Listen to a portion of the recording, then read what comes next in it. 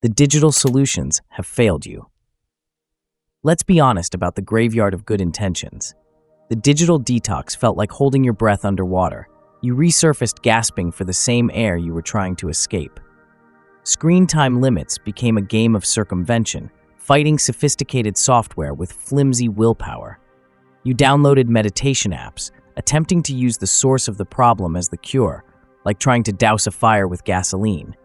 You may have even tried dopamine fasting, a pop-neuroscience trend that fundamentally misunderstands how our brains work, leading only to temporary deprivation followed by a binge. These solutions fail for one unifying reason. They are designed to manage symptoms, not cure the underlying disease. They are sophisticated forms of avoidance, allowing you to feel productive about your problem without ever facing the reason the problem exists. You cannot buy an app to escape an existential crisis that is being amplified by apps. The first step in the actual escape is admitting that every map you've been sold leads back to the center of the maze. The unglamorous truth is that you cannot gently opt out of the life you've built. Real change requires controlled demolition. This is not a weekend project. It's a careful, deliberate, and often painful deconstruction of the architecture of your avoidance. The process begins with recognition without judgment. You are here, and that is an observation, not a condemnation. Next is a complete inventory of your avoidance mechanisms. What truths are you actively running from? Then comes controlled exposure, facing one small, manageable truth head-on. This leads to systems disruption, intentionally breaking a single pattern, a single routine that enables your escape. Only then can you begin the slow work of reality rebuilding, creating new default behaviors that don't rely on distraction. What marketing for self-help fails to mention is the mess. You will feel worse before you feel better. Withdrawal from any addiction is physically and psychologically taxing. Your relationships will shift, as some people are invested in the version of you that constantly avoids. Your very identity will seem to fragment before it can reform around a more solid core. There is no inspiring montage, just the daily, quiet discomfort of choosing reality over escape. To dismantle the machine, you must first have its blueprints. You need to conduct a truth inventory, mapping precisely what you are running from. These avoided truths typically fall into a few key categories. The career, the deep gnawing feeling that you are trading the majority of your waking hours for something you despise. Relationships, the profound loneliness experienced even when surrounded by people, or the quiet acknowledgement that a core partnership is broken. Health, the conscious neglect of your physical body, the slow accumulation of choices that lead toward illness. Purpose, the terrifying void that comes from having no compelling answer to the question, why am I here? And finally, time, the most brutal truth of all, the realization that you are actively, consciously wasting the only finite resource you possess. The mapping exercise is simple. When do you reach for your phone most desperately? What specific thoughts trigger an immediate need for distraction? Which crucial conversations have you been meaning to have for months or even years? What major life decisions have you been endlessly researching as a form of paralysis? Pay attention to your body. Where does it feel tightest when you finally put the screen down? That physical sensation is a compass pointing directly at the truth you need to face. You cannot fight a multi-front war, especially when you are just learning how to fight. Do not try to change your entire life at once. This is a recipe for overwhelm and retreat. You must start with your smallest toxic mattress. This is the art of finding the right entry point. Forget your career or your marriage for a moment. Those are the boss battles. You need to level up first. Pick the smallest, most manageable, yet undeniably toxic element in your life. This could be the friend who drains your energy with every interaction, the unused subscription that represents a version of yourself you've outgrown, the weekly commitment you dread from the moment you wake up, the hobby that no longer brings you joy but you continue out of habit. The practice is a three-step process. First, face the truth directly in your own mind. This friendship consistently makes me feel bad about myself. Second, sit with the discomfort of that truth. Do not immediately act. Just let the reality of it exist without distraction. Third, make one microscopic change. Don't sever the friendship in a dramatic confrontation. Simply reduce contact. Decline one invitation. Wait an hour longer to reply to a text. The goal is to notice that you survived the discomfort. This small act of courage builds the emotional muscle required to eventually face the larger truths. Your digital prison is reinforced by a constant, addictive drip of external validation. Every like, share, and comment is a tiny outsourcing of your self-worth, training you to look outward for confirmation of your own reality. To escape, you must break this addiction and rebuild your internal compass. This requires a strict validation detox protocol. In week 1, you post nothing. You may consume, but you cannot contribute. In week 2, you engage with nothing. No likes, no comments. Simply observe the flow of information without reacting. Week 3, you stop checking for responses to anything you have ever posted in the past. Starve the part of your brain that craves the reply. In week 4, delete the apps. If you must use a platform, access it through a clunky mobile browser.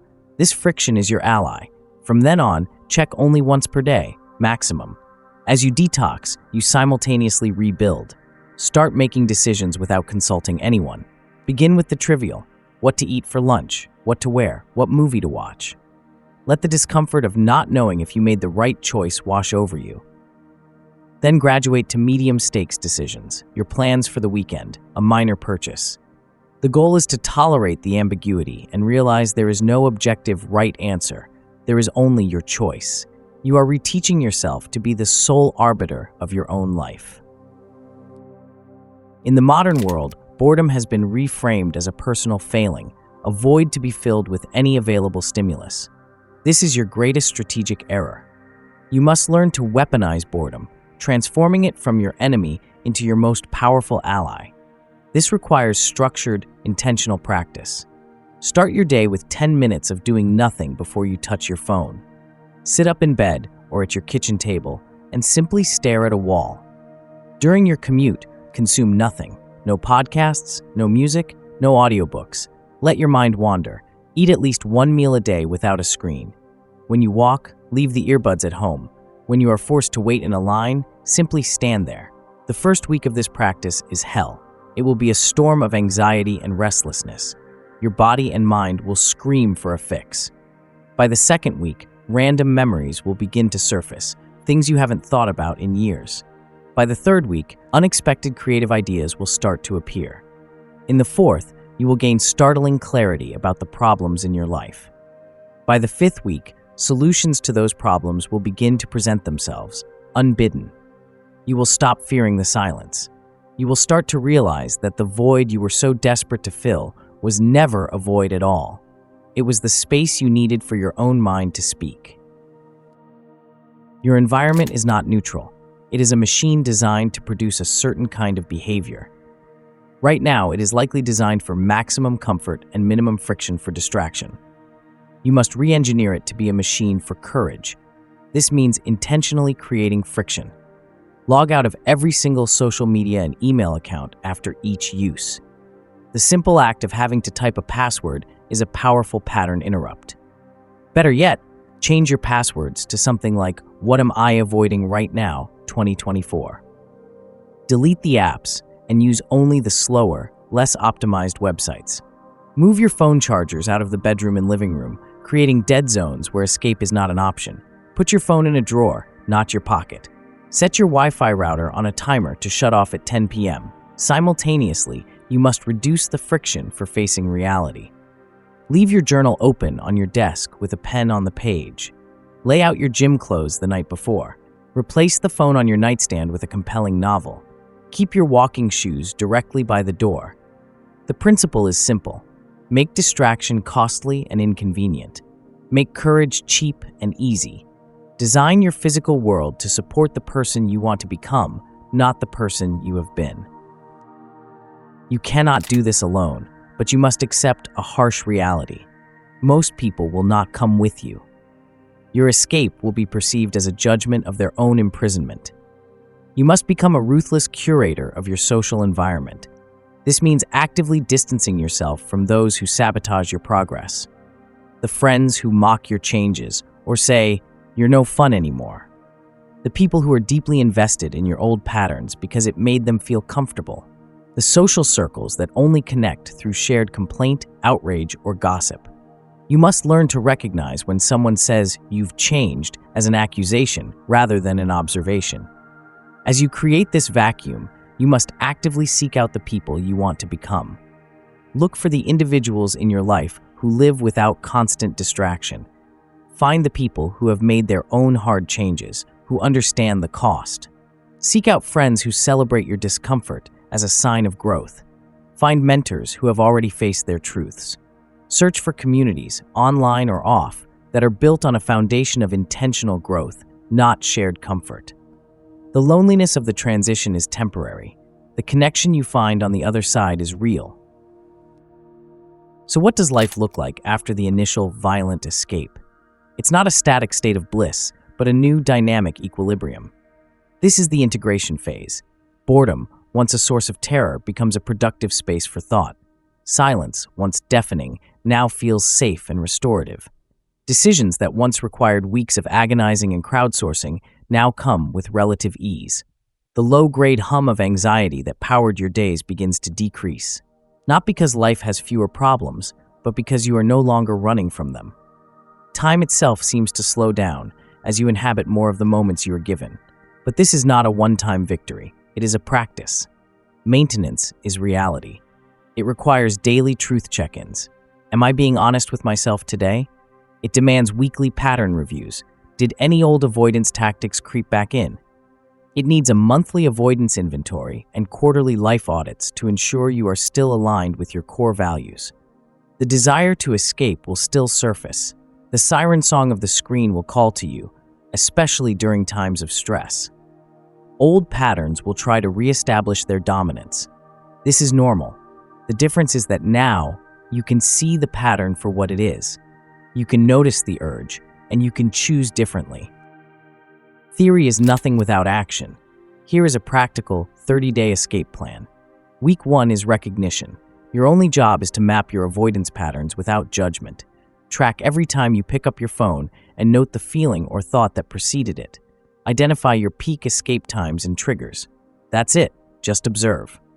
Week 2 is small truths. You have 2 goals. First, face one minor avoided reality from your map. Have one postponed conversation. Cancel one draining commitment. Second, introduce 10 minutes of structured boredom into your day. Just 10. Week 3 is momentum building. Tackle a medium-sized truth. This is more significant than Week 2's task, something that carries more emotional weight. At the same time, extend your boredom practice to 30 minutes daily and create significant friction by deleting your most used app or logging out of all accounts. Week 4 is integration. Address the foothills of one of your major avoidance categories: career, relationships, health. Don't try to solve it, just take one concrete, reality-facing step. Normalize silence in your daily life and make one attempt to connect with a potential fellow escapee. This is not a magic bullet.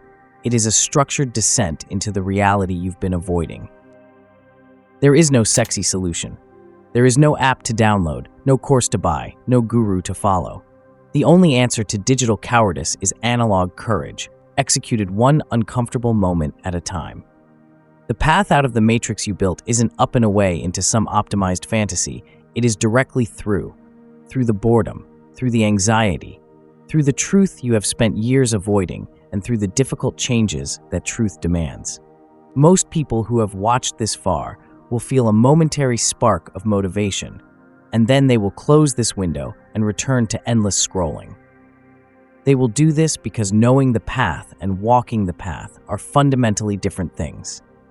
They will do it because the toxic, familiar comfort of the digital world feels safer than the unknown reality they would have to build for themselves. But for the few of you who are truly done running, who are tired of your own excuses, who can feel your life force disappearing into a glass screen, you now have a map. Not a map to happiness or success, just a map to reality, to presence, to a life that is vibrant enough that it doesn't require constant numbing. The door has always been open. You've just been too busy scrolling to see it. The choice is, and always has been, yours.